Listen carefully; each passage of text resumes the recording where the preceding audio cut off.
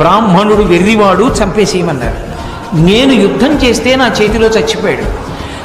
ఆయన ఆవుని విడిచిపెట్టలేదు కాబట్టి యుద్ధం చేసి చంపాను. నేను లేనప్పుడు దొంగ దెబ్బ తీసి నా తండ్రిని చంపారు.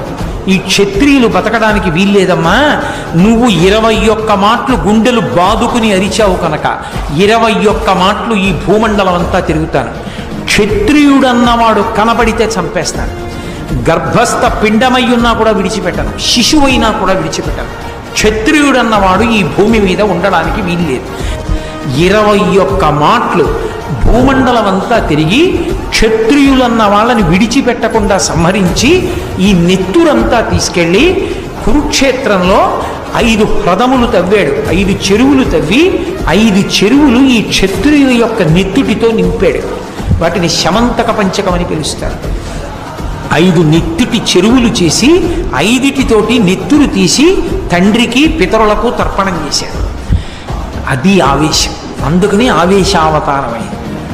అంత ఆవేశాన్ని పొందినటువంటి అవతారం దాని ఉద్ధతి, అసలు దాని గురించి చదవడం, దాన్ని ఊహించడమే చాలా కష్టంగా ఉంటుంది. కొద్ది వంశములు మాత్రమే సుక్షత్రియ వంశములు మిగిలాయి.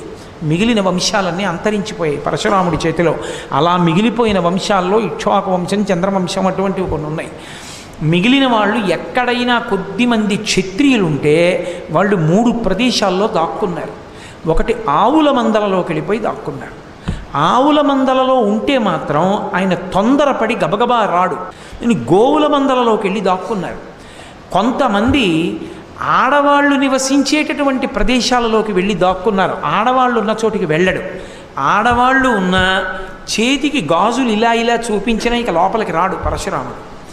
అందుకని కొంతమంది